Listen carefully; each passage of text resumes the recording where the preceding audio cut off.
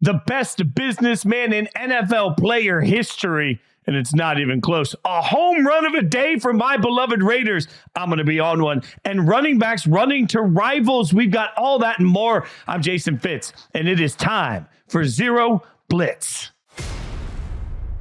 Welcome to a landmark episode of Zero Blitz with Frank and Fitz. Frank Schwab, I'm Jason Fitz.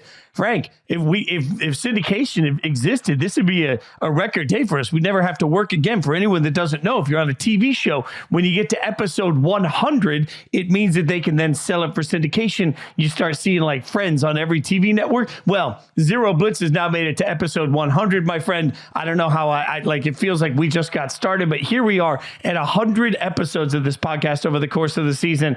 Feels good, right? Feels like, I can't believe we got here. Yeah, we're going to end up on the CW at like 11 o'clock at night. Like, people replaying week 4, talking about whatever. Yeah, it's great. I love it. It's awesome talking to you, especially on a day like this where, I'm always struck by this. I'm a baseball fan too, love baseball. That, would you say 75, 80% of free agency in the NFL is already done before the National League Cy Young Award winner signs, Blake Snell. He's still out there unsigned. It's crazy the difference between the NFL and baseball when it comes to free agency. The NFL had so many moves this morning. 3 hours into the legal tampering period, almost all of free agency was done 48 hours before free agency technically begins. It's just absolute madness that the NFL could create a day like this with not even a really strong free agent class, but we have so much to talk about today. So we're going to get into every transaction. Well, not every. We're going to get into most of the transaction. Calm yourself a little bit. All right, there's some linemen we're just not going to talk about. We're going to get into most of the transactions through the course of the day. We're going to grade things, give you a sense of some of the news around the league. But I think what you just said there, before we get into all of it, Frank, is substantial. I want to give our buddies that work in the NFL Network a ton of credit. I was glued to free agency frenzy, not even just because of the transactions. I was glued because they made it feel like this was this energetic, important thing. Even though smartly people have pointed out that most of these free agents in the past end up being busts. I mean, we've used the example recently, but J.C. Jackson was supposed to be the prime corner in his class, and it was, oh my God, who is possibly going to sign J.C. Jackson? Well, he gets a ton of money from the Chargers. They eventually cut him. He ends up with the Patriots and gets cut there. Like, you look at most of these transactions, they end up being busts. But in the moment, we just can't help ourselves. Like, it's seeing the massive spending. It's trying to figure out who's being aggressive. And I think, importantly, figuring out strategy for the whole offseason. Like, the moves today tell you what teams are planning to do in the draft. They tell you how they're protecting themselves. They tell you how they're building themselves. Like, you learn a lot about an organization today in the first 3 hours of legal tampering.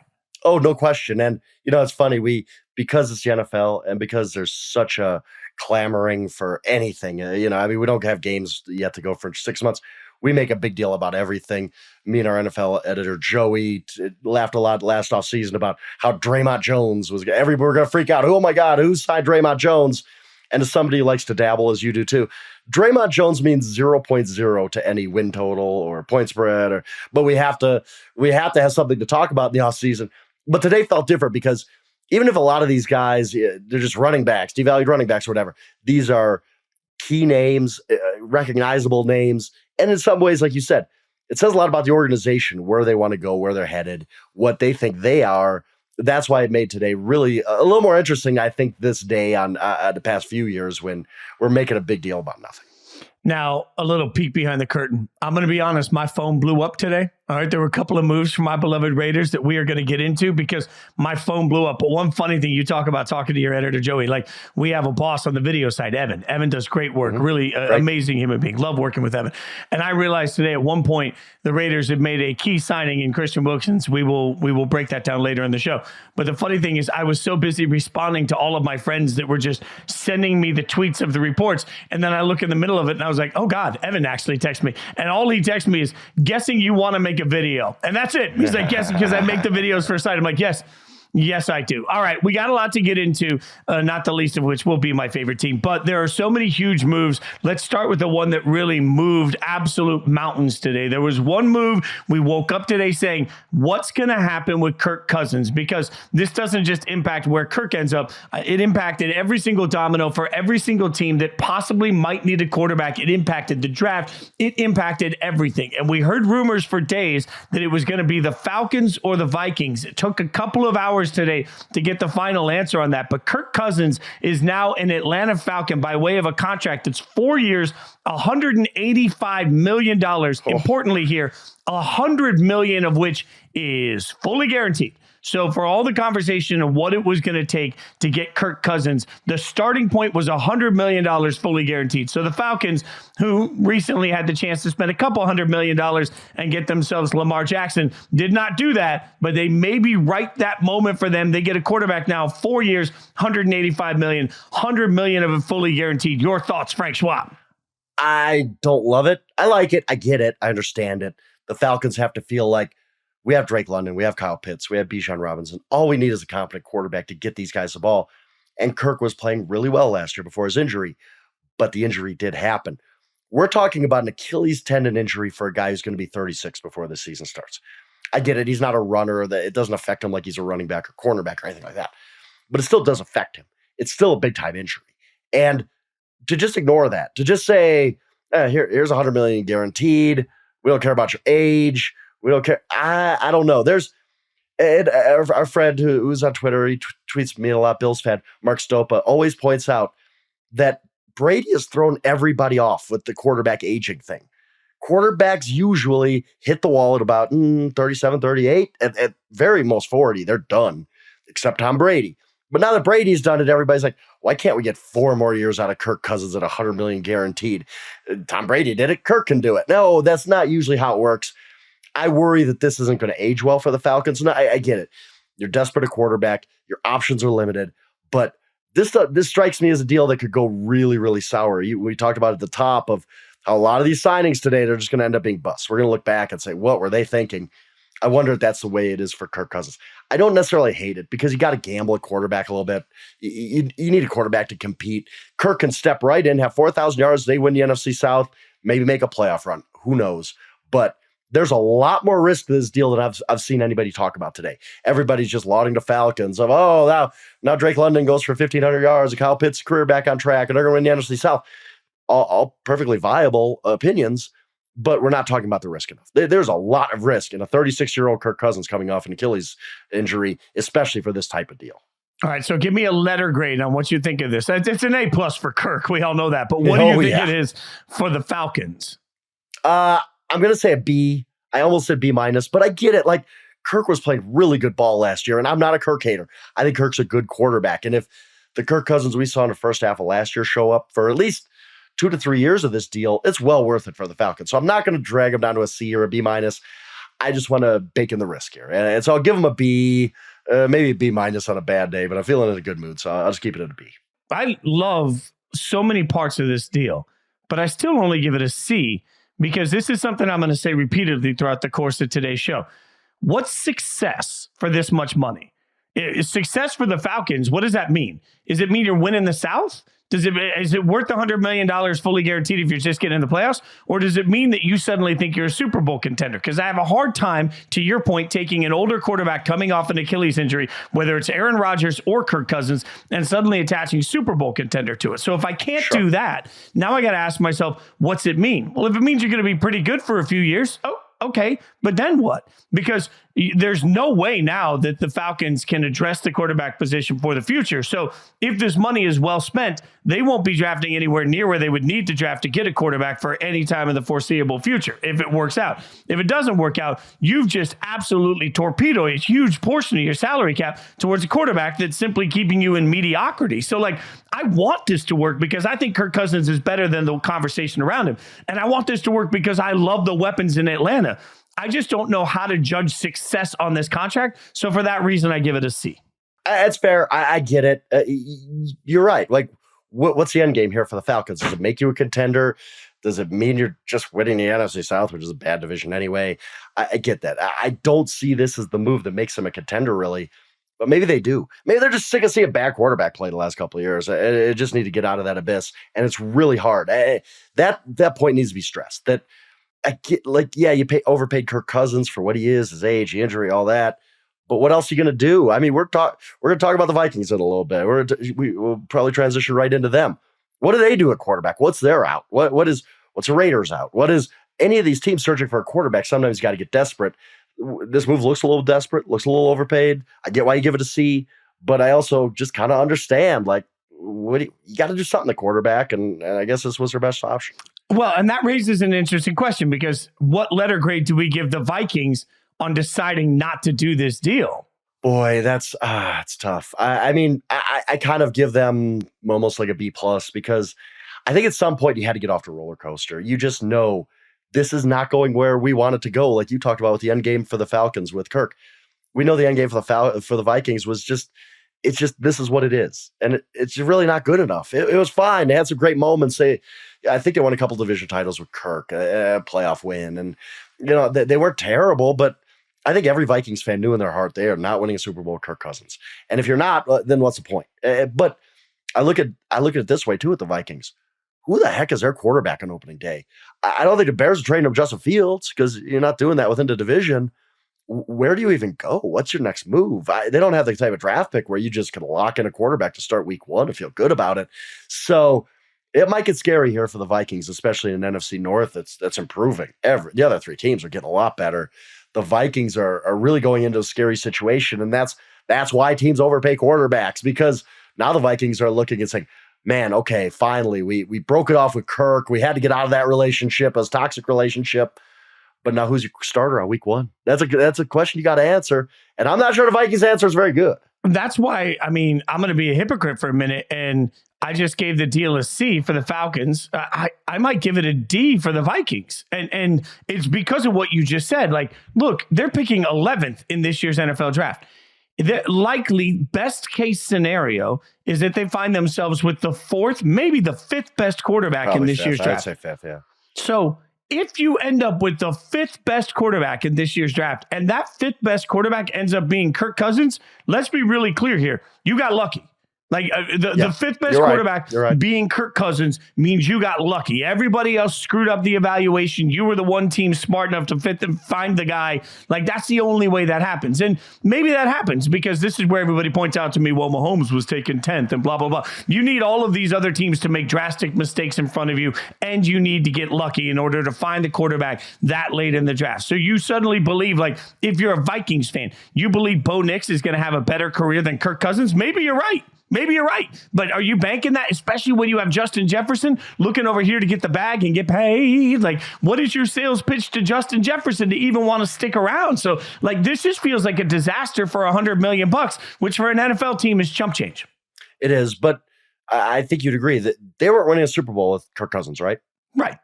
So then what's the point? Like, I'm not saying Bo Nix is going to win a Super Bowl for him either, but try something else. I just think the Vikings were in that spot of try something else, because this is just not getting us where we need to go. But to both of our points, I guess, what next? I mean, it's kind of this quarterback abyss is a scary place to be. Trust me, as I talk about often, I'm based out here in Denver.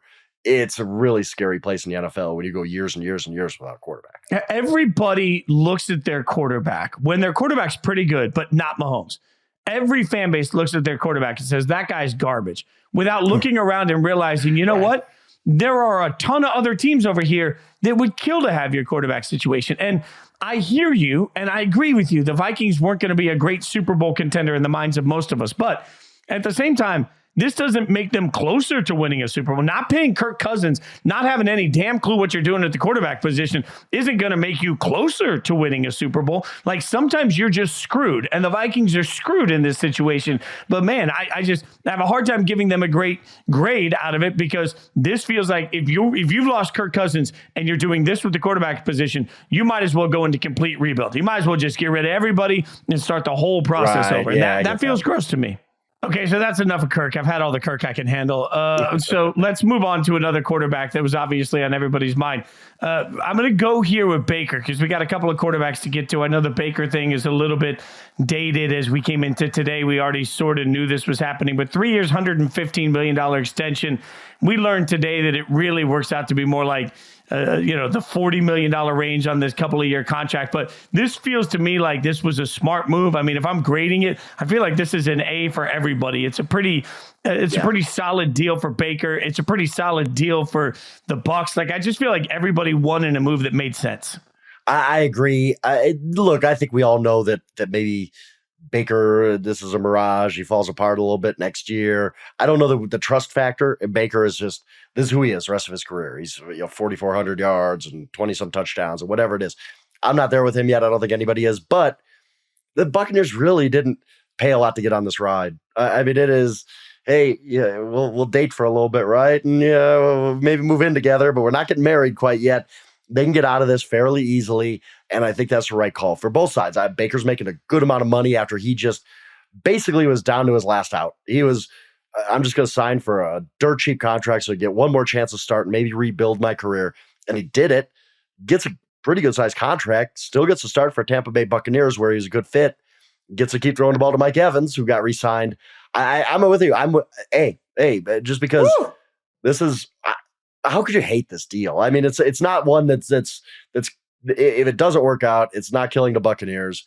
If it does work out, great for them, great for Baker. I just think this is the kind of deal you want to see. Like it's not hamstringing the Buccaneers in the future. It's just a good, solid deal for both sides. All right, so we agreed on that one. Now I'm going to give you the next big signing we keep talking about is Russ. Russ goes to the Steelers, 1 year, $1.5 million. Remember, the Broncos paying the rest of it. So I'm going to give you 2 grades on this one. For Russ, the quarterback, this is an F because I think he's in an absolute lose-lose situation. I think this is a terrible decision for Russ because, frankly, we have no idea, again, how to measure success. Right. The one thing we know is that the Steelers always have a winning record under Mike Tomlin. We know that even when their quarterback play has been absolute trash, they've still been on the fringe of the playoffs. We know they're in the division with the Ravens, who have been a dominant regular season team. And I think even with all the roster turnover, still will be very good. And Joe Burrow is going to come back healthy. So Russ, again, at best, is going to be the 3rd best quarterback. If everything goes incredible, he's the 3rd best quarterback in his own division on a team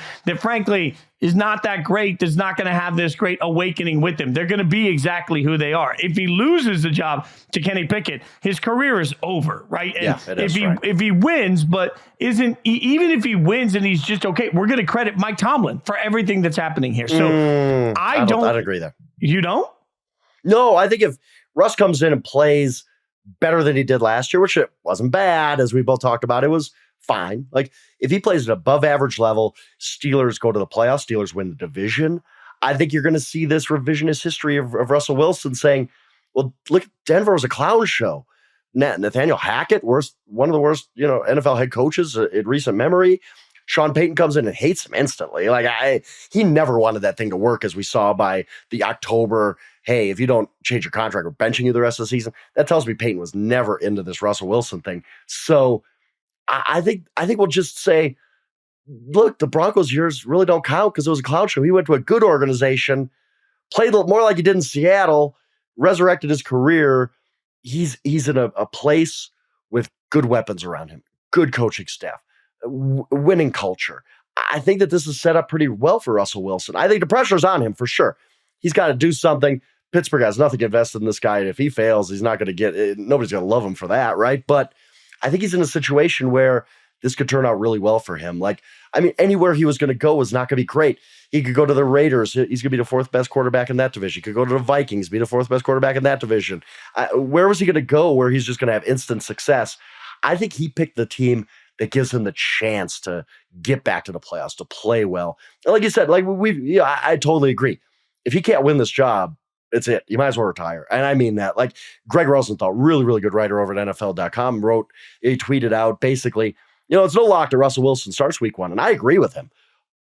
But if he gets beat out by Kenny Pickett, just call it a career at that point because it's over. Like you're not rebounding for that. Nobody's giving you another shot. You're really not a backup either. I don't think that's the job Russell Wilson wants. So I give Russell Wilson like a B for this. I think this is a really good landing spot. If Tomlin will turn around and be like, look at the way he manages personalities. Oh, he managed to find the best out of Russ. It's going to be this whole like Tomlin statue. Oh, Tomlin will get credit. Tomlin will get credit, but there's enough to go around. I think that we'll just say if Russell Wilson plays well and they go to, let's say they win the AFC North, which fully on the table for them. They're a playoff team last year. Not a great playoff team, but they're a playoff team.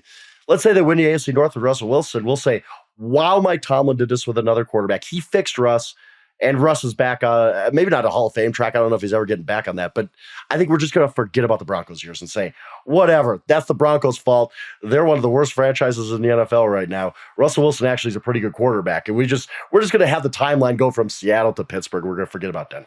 The one thing I will say is I give the Steelers an A for this. They have no risk. A+. Like they have no risk. I mean, they're gonna put their guy out there, and if he wins, if Kenny Pickett wins, then they get to say, hey, we drafted right.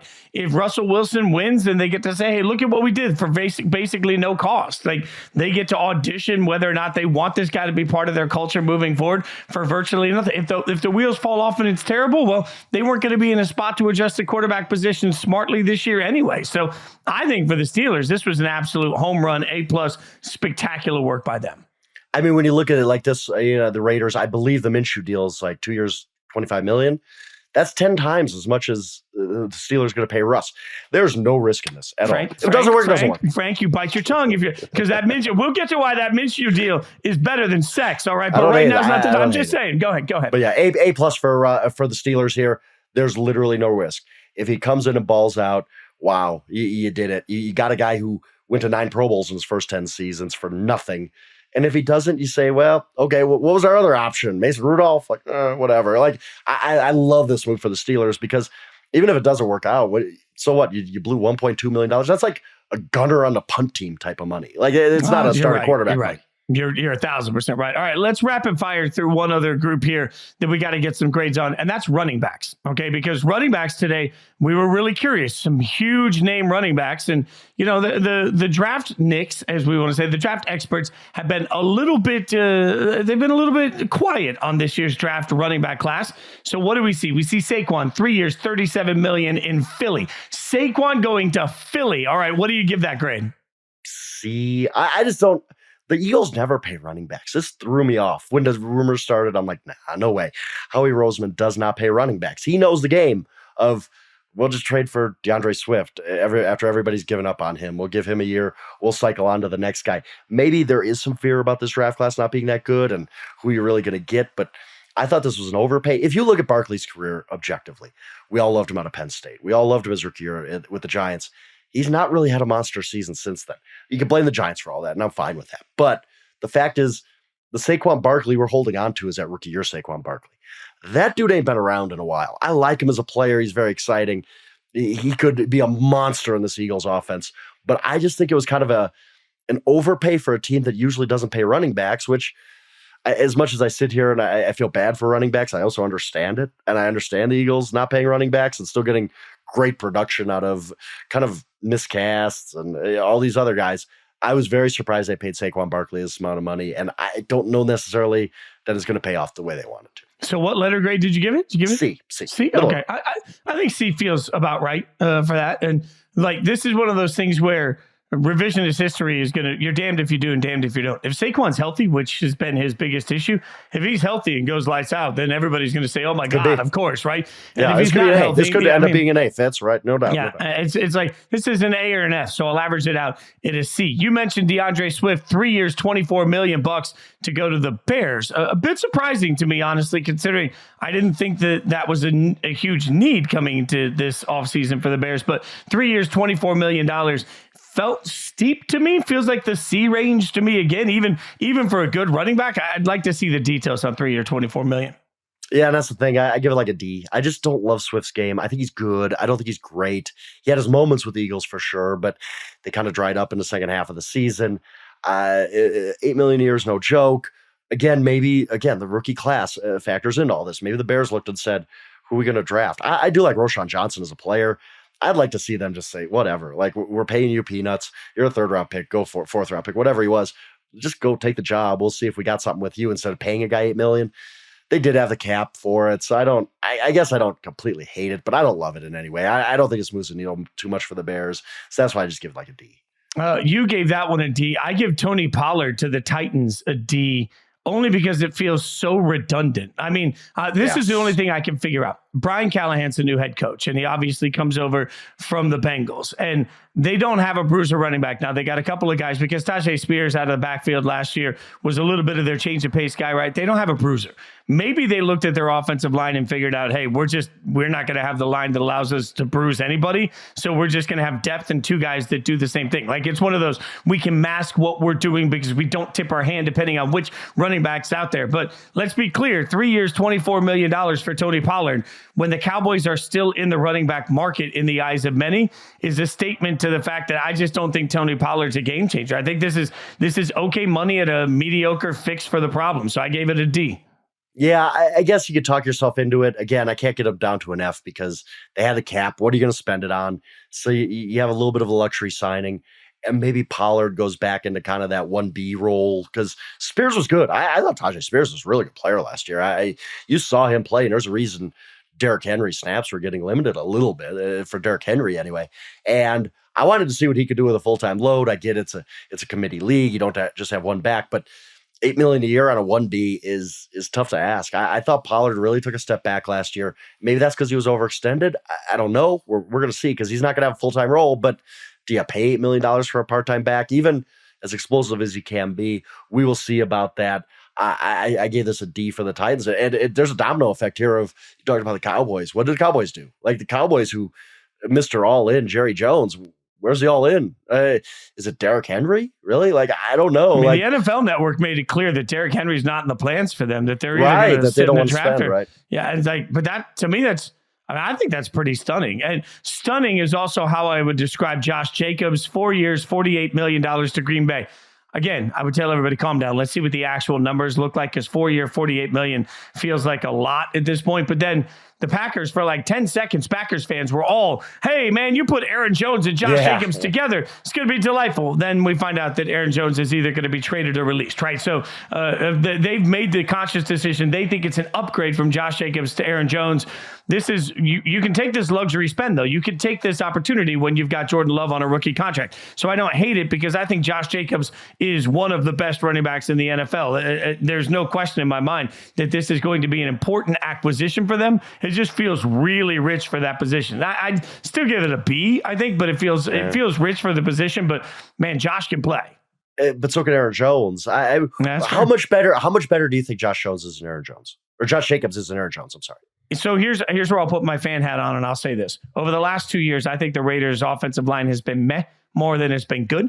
And the number of times I've seen Josh Jacobs get 3 yards where there was no yardage to be had, I think that what Josh does is he makes chicken salad out of chicken you-know-what. Now, does that mean that I think Josh is the guy that repeatedly is just going to break run after run after run deep down? No. But I think what Josh does really well, he does all the little things well, and he takes he's conscious about being able to get 3 yards when there's nothing there. So he keeps you in positive down and distance. That's not a glowing endorsement, but it is, if you know what I mean.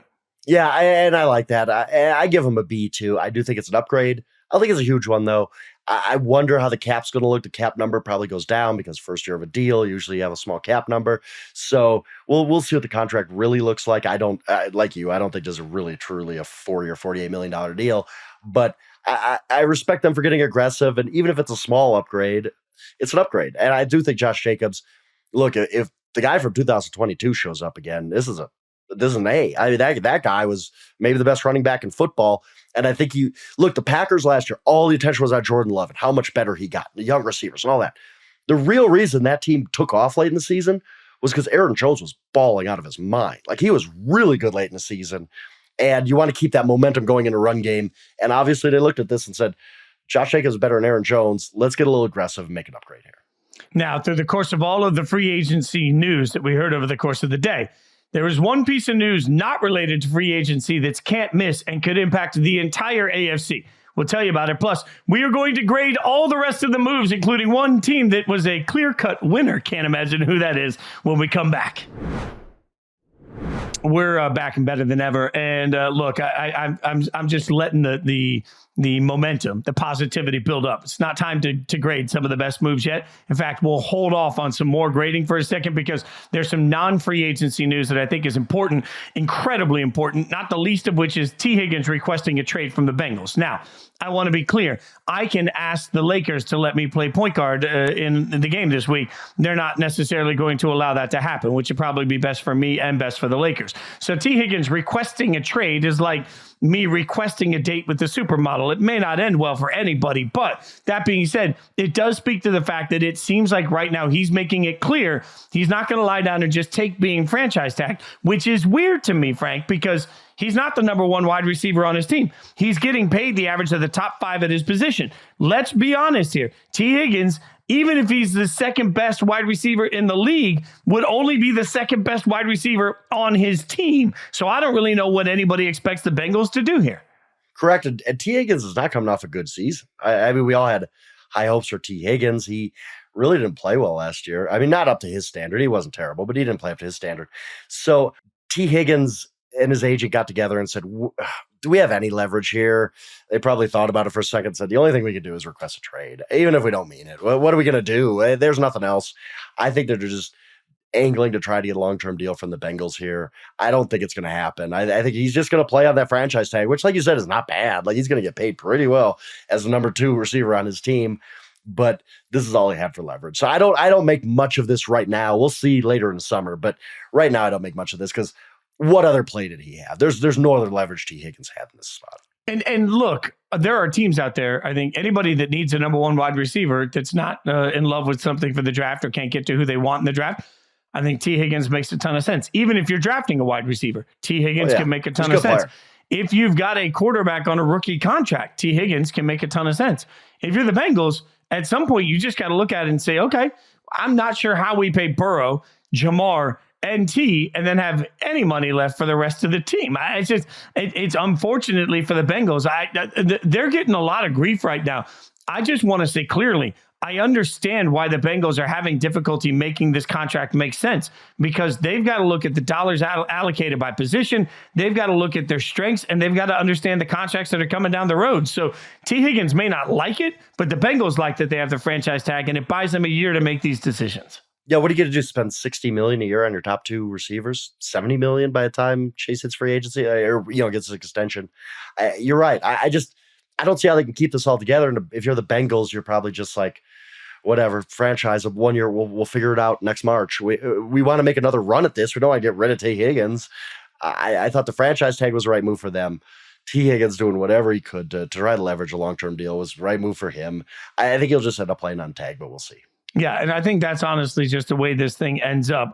Another sort of shocking news over the last couple of days, I don't know, shocking, but a statement transaction. Mac Jones traded to the Jacksonville Jaguars for a 6th-round pick. And, this to me just is a reminder to everybody that the Patriot way is dead, right? So you've got to look at, if you're Gerard Mayo, you're looking at it and saying, here, I've got to completely restart. And the organization, I think this is a smart move by the Patriots. Look, Mac Jones, how often did I yell Zach Wilson could never see the field for the Jets and have it be successful? I think Mac Jones and the Patriots were in that same sort of realm. So at some point, you just got to clean out the room. But what this does tell us, without question, is that the Patriots are not moving out of the 3rd overall pick, which I've been screaming for months. Like, you can want to move up to 3rd all day long. I don't see how the Patriots can pass on a quarterback when right now their quarterback room is empty.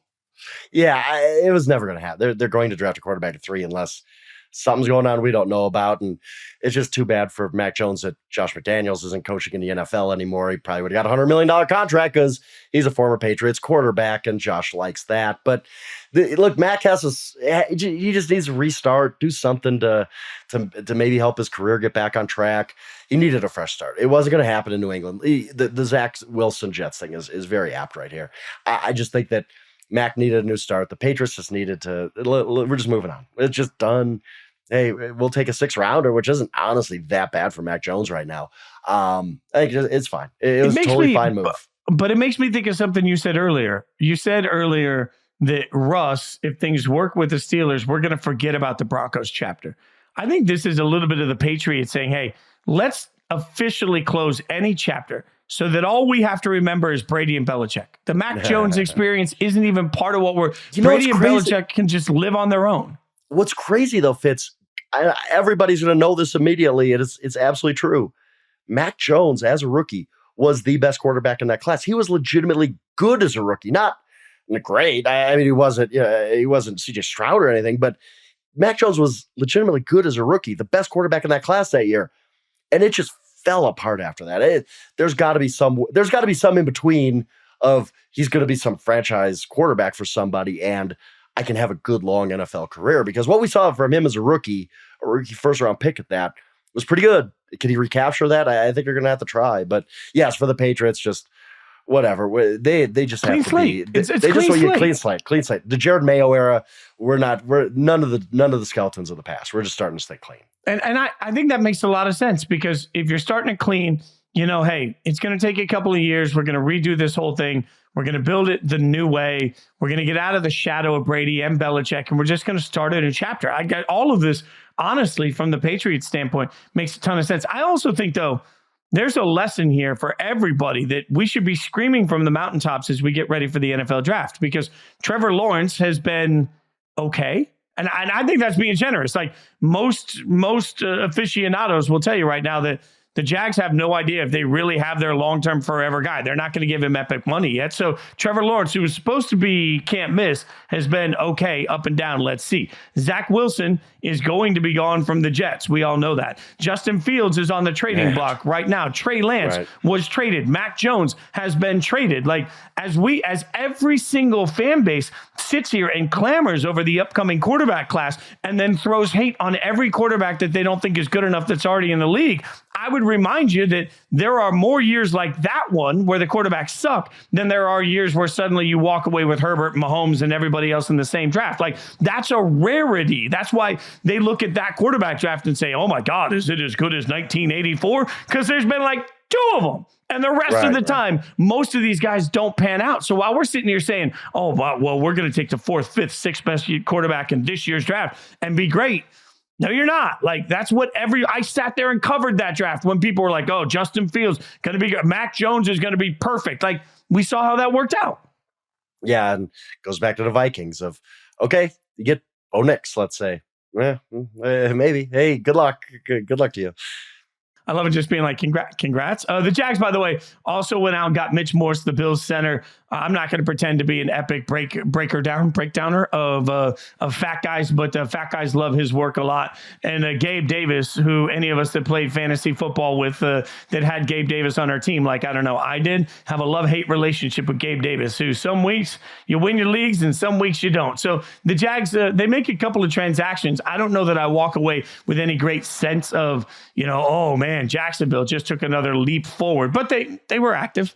I dislike the Gabe Davis move for the Jaguars and the Bills, and maybe even Gabe Davis too. The Jaguars really needed another 2/3 type of receiver who's up and down. Like, they got plenty of those. And the Bills, yeah, Gabe Davis wasn't perfect and he never became the star we kind of hoped he would to harness some consistency. But what else do they got? Like, you look at that offense now and you're like, man, if Diggs has hit the wall, which this second half of last year was not pretty in any way, what do they got on offense? I just didn't. I thought the best move was Gabe Davis. Just if it's on that deal, which was not that much money, just come back to the Bills. Like, I just didn't like this move for either side, or now, probably the player himself. As we sit here taping right now, we have breaking news. According to Ian Rappaport and Mike Garafolo, sorry, Mike, we have a trade. The Panthers are trading Brian Burns to the Giants, and it looks like a 2nd and a 5th for Brian Burns 16 months after the Panthers turned down 2 firsts and a 2nd from the Rams. They get a 2nd and the 5th for the Giants. So this continues a trend, and I do believe this is a trend right now in the NFL. If I don't have my quarterback, and if I don't know exactly how I'm going to fix that, you know what I'm going to do? I'm going to get after the other team's quarterback. That's going to be my solution. I'm going to make my team as competitive as possible by building that way. So Burns goes to the Giants, who now get a young, epic pass rusher. They're going to have to pay him as such, and that is going to be part of their strategy of how they build moving forward. Yeah, we don't know every trade in the NFL annals and NFL history that's been turned down. But if we did, I still think the Panthers turning down 2 first-round picks and a second for Brian Burns would be the worst trade turn down of all time. Like, as in the moment, you're like, what are they doing? But that's David Tepper's Panthers. They're just a train wreck right now. They're awful. No wonder Brian Burns wanted out of town. Great move for the Giants. A second and fifth for an elite pass rusher is not that much. Yes, they're going to have to pay him. That's fine. They'll pay him. They'll figure that out. Love the move for the Giants. And it's another look. We're writing offseason previews and stuff, these offseason primers. I was writing the Panthers one, and just like, this is so depressing. This whole situation is depressing. Like, nothing about the Panthers is good right now. No wonder Brian Burns wanted off that sinking ship. Good for him that he gets a new start with the Giants. My buddy Devin, shout out to Devin. He's a massive, lifelong, diehard Giants fan. And my phone is blowing up as he says, Burns, Kayvon, and Dexter make me excited. He's not wrong, but also and not wrong at all. And if you can get a pass rusher, in today's NFL, we know how important they are. If you can get a pass rusher, I would give up a second and a fifth all day to do that because you have a known entity that you can now rely on. Conversely, if you're a Panthers fan, you now have to realize you've traded away Brian Burns for less than you could have gotten a year ago. You traded away Christian McCaffrey, who turned around and was a key part of being one of the best players in the NFL for the last several years. You mortgaged your future to get a quarterback that now you're not sure can actually play. If there was a roadmap on the wrong way to do things, the Panthers have hit the lottery in every single category. They can't screw it up more than Carolina has screwed it up over and over and over again. And maybe it's because at times they feel irrelevant, but it is time to at least start calling the Panthers out on their incompetence with the way that they consistently run an NFL franchise. First pick again next. We were doing this podcast in 12 months. Are we talking about the Carolina Panthers have the first pick again? Yes or no? Yeah. Right. They have to be, right? Like that. They have to be the favorite to be the worst team in the NFL again. And maybe in 2 years too. Like it's a bad situation for them. And they don't even have a first round pick this year to make any of it better. Like Carolina fans, I'm sorry. I genuinely Carolina is a hotbed of amazing fans that love football. They deserve better than this. They deserve better. They deserve it. It's David Tepper. He's proving himself to be basically the new Daniel Snyder, just an absolutely awful owner. All right. So that by the way, that trade gets an F from me from the Panthers and gets an A+ from me for the Giants. I think you can agree. Totally agree. Maybe not A+, but I'll go with A. I'll go with you give it A+ is hard. A+ is hard. You know, I know why you're holding out on the A+. You're waiting to give it to what team? Oh, let me just paint you a picture, Frank. Mm-hmm. Sitting on the couch, hanging out with Annabelle, just giving her all of the little rubs, making sure she's a comfortable dog, watching Free Agency Frenzy. And I'm just sitting there. Everything feels good, right? And then all of a sudden, I hear zzz, zzz, zzz, zzz. My phone's going off. And I'm like, what have I missed? And I pull it up. And what do I find? I find a 4-year deal for $110 million from my beloved Raiders to sign Christian Wilkins, a deal that made me say words that I can't say on this podcast without making Stone beep them out. It made me yell out loud because I'm telling you, there are very few things more important, as we've already addressed in this podcast, than being able to get after the quarterback. And you know that you're taking on Justin Herbert, and you know that you're taking on Patrick Mahomes all year, every year, right? You know this is going to be part of your life. And we know from modern analytics that if you can disrupt the middle of the pocket, you make a quarterback's life difficult. So now, one of the better disruptors coming up the middle of the field gets to stand next to Max Crosby. I am telling you, woo, I am on one, Frank. I am feeling groovy like a record. You should be. I remember the same thing happened to me. Set my phone a few months ago, set my phone down for 10 minutes, came back. I think I had 19 texts. I'm like, what in the world just happened? Well, my Bucks had just traded for Damian Lillard. And it's those moments that there's some value in just firing up your fan base, telling them, we want to compete. Here's Christian Wilkins. Yeah, he costs a lot of money, but you know what? We're doing everything we can. And the excitement you're feeling right now, the excitement other teams are feeling around the NFL, their fan bases, there's just some value in that.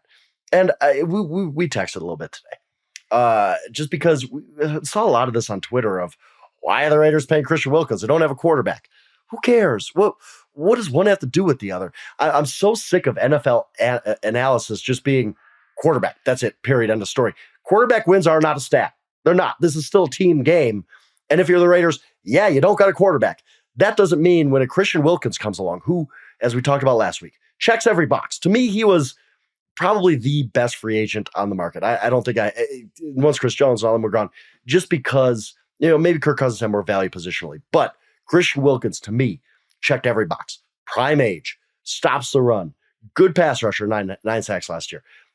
And character, perfectly clean character, very durable, like everything you want in a player where you can't pay him $110 million. And yes, maybe it's an overpay, but that's free agency in the NFL. But you could pay that guy $110 million and say, we're going to put you next to Max Crosby. We're going to look, no, we don't have the quarterback to compete right now, but we have maybe the best 1-2 defensive line combo in the NFL right now. We're going to try, Raiders fans. Get excited about this. We're going to figure out the quarterback situation. When we do, we'll hopefully have a much, much better defense because we just signed Christian Wilkins. I like this move a lot. Yes, it's an overpay. I still give it an A. I still think this was a great move for the Raiders for many, many reasons, including the excitement you feel right now. I think part of this, when you start talking about not having a plan at quarterback, understand that you can't always execute the plan that you want.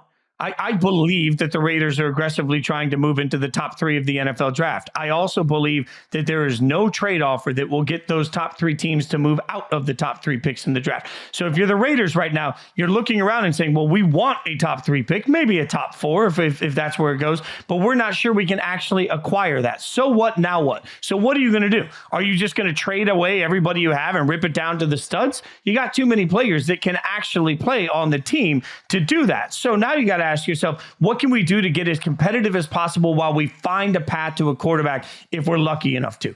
That's where this makes sense. You don't want to stumble into a CJ Stroud and say, oh, well, we hadn't been spending money on our team because we didn't have a quarterback. What do we do now? No, you want to have a good infrastructure for that guy if you do hit on him. And Stroud is, look, that's pie in the sky.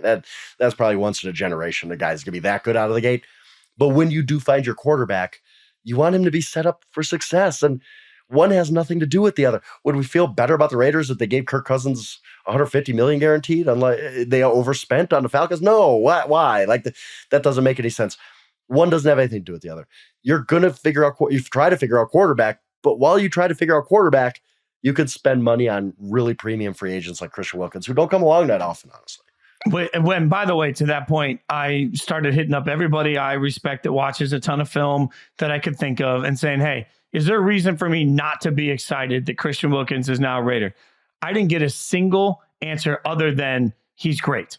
Every single person, all the way down, up and down. It's like, no, he can still play. He's in his prime. This is a rare, great free agent signing. And we mentioned the quarterback position. That's the other home run for the Raiders today. The Gardner Minshew to a 2-year deal, 2 years, $25 million, 15 of it fully guaranteed. And I only say it's a home run because I think what they've done is given themselves a safety net, Frank. So if you're the Raiders going into the draft and you don't know if a quarterback's going to be attainable for you, you have to have somebody in the building that can either win the job from or at least push Aiden O'Connell. So you bring in Gardner Minshew. Now, if you're lucky enough that you can on draft day somehow get into the top 3 or 4, and there's a quarterback you are in love with, then you draft that person. But Gardner Minshew just came from a situation where he was going to have to be Anthony Richardson's sort of mentor. So now you're asking him to do the same thing in Vegas, and you're giving that young player that you've drafted time. If he's not ready to play him, you don't have to. Gardner can get you into the playoff conversation as he did with Indy. So I thought this was a brilliant move with the appropriate amount of money for somebody that's probably not going to start. But if he does, hey, it's still a win for the organization. Like, it doesn't change anything. It's just solid foundational work by the new GM. I think you've had a little too many C4s today because come on, Frank. Using words like home run and brilliant. Brilliant. It's fine. It was a good move, solid move. I'll give it a C. I think it was perfectly reasonable to say, look, he might be one of the lower end starters in the NFL, one of the better backups in the NFL, but hey, that's worth $12.5 million a year or whatever. Look at the market for quarterback. It's not the craziest thing I've heard of. And you're right. It gives them outs. It means you don't have to pray to get a quarterback in the draft and start him right away. I mean, if you end up with a JJ McCarthy, let's say, whoever it is, if you don't want to start him right away, you don't have to. If you don't love the quarterback that's on the board for you, you don't have to draft him. You're perfectly fine. You're a competitive football team with Gardner Minshew. I think it opens up a lot of options for them, which is worth the $12.5 million a year. I like it. Again, not brilliant. I don't think they've reinvented the wheel here. Frank? I mean, signing Gardner Minshew. This is like walking. You know what? I take back one nice thing I've said about you today because I thought you were going to be all in. You know what? I was sitting there on Saturday watching Duke, North Carolina. You know where I went to watch Duke, North Carolina? You know where I went to watch that game? I went to Buffalo Wild Wings. And I said, you know what? I want to soak in a little Schwabby. That was my whole thing, is like, I want to know what it feels like to be Schwab watching a game. And I was watching it there and I thought, man, I understand why he comes here every week. This place has a vibe, just like Frank does. You know what? I take back that nice thought. Not about Buffalo Wild Wings. The food was delicious. I take that thought back about you. I appreciate. This isn't Drew Brees to the Saints. I don't know that this is going to change NFL history. But again, perfectly. You're right. You're right. It's a home run acquisition because it's a safety net. If Gardner Minshew is the starter all year, I'm not going to be sitting here saying, well, look at what we did at free agents. Like, I don't think Gardner Minshew is going to try and be the next Baker in this situation. I just think that it's a nice safety net. And, you know, if I'm going to walk the tightrope of trying to acquire a quarterback, I would at least like to have a safety net. And worst case scenario, you know, Aiden O'Connell, Gardner. Okay, I can't talk myself into that. By the way, real quick, I want to see 4 count from today. How many? We get? This. I got multiple drinks going right here. So I think 3 or 4. 3 or 4. Yeah, that's a lot. It's a lot. That's fine. My insights are dead. All right, let's grade some of the other transactions we've seen. Justin Matabuke, 4 years, $98 million to stay home in Baltimore. This made a ton of sense. There's nothing to say, but this makes sense. You raise your own, you keep your own, you pay your own, and you continue to know exactly who you have in the building. Yeah, it seemed like an overpay for me when it happened. I like him well enough as a player, but that's a lot of money. Then you see Christian Wilkins signed for $4 million per year more, and you say, okay, that's reasonable. Fine, it's fine. It's what the Ravens need to do. They have this thing where they're seemingly impervious to all of their good players leaving via free agency. They've had more really, really good free agency than any other team, and they just shuttle somebody else in, and their development is so good that it doesn't matter. But yes, it's good to keep your own sometimes, and they really liked him. He obviously had a great season. It's perfectly reasonable, perfectly good signing for them. C again. It's not a C. I give it a B maybe. Yeah, fine. B. I can get up to a B because it's perfectly fine to retain one of your best players, like you said. Like, you grew this guy, you saw him break out, you pay him. I think it's good for the locker room. I think it's good vibes. All right, you've convinced me. It's a B. You know what? When I woke up as a kid and I was in a grumpy mood, if I was a grumpy Gus, my mom used to always ask me, I'm not sure if Stone will have to beep this out or not. I don't know what the rules are. My mom would always say, who pissed in your Wheaties? That was always her favorite expression as a kid. She'd be like, who pissed in your Wheaties? Sorry if you have to beep that out twice now, Frank, Stone. But I'm just wondering, who pissed in Frank's Wheaties? That's going to be the great quiz. I'm a hard grader, man. I got graded. You know, we need a segment from now on that's like, who pissed in your Wheaties? We got like sound drop and a theme song and like maybe a sponsorship from Wheaties for this. I probably got bad grades in college, not because my professors are tough graders, but because I spent too much time on State Street. But and that's why I'm a tough grader, because hey, if I was getting C's in college, and somebody else is getting C's too for the work they're doing. All right, Jalen Johnson, 4 years, $76 million to stay in Chicago. Big deal for him. Really emotional press conference. Also, strange press conference. Google it. Yeah, strange. Yeah, it's just weird. Baby making was involved.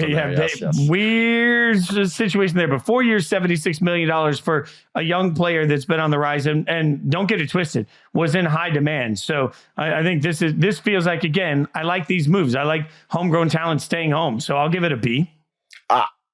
A for me, A for the team. I don't know about the player. It seems like almost like that Ronald Acuna deal, not to switch sports on you real quick, but we signed it. And you're like, hey, that's not going to age well.